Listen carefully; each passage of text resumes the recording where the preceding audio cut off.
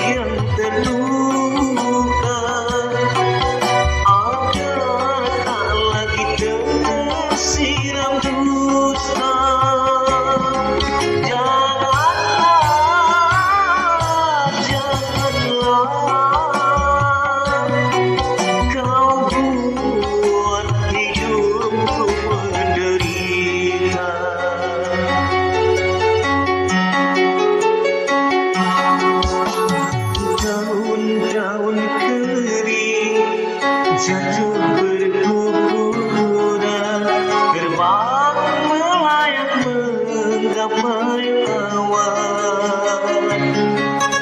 Seperti janjimu yang tak pernah nyata, kumpulan dusta yang memabukkan.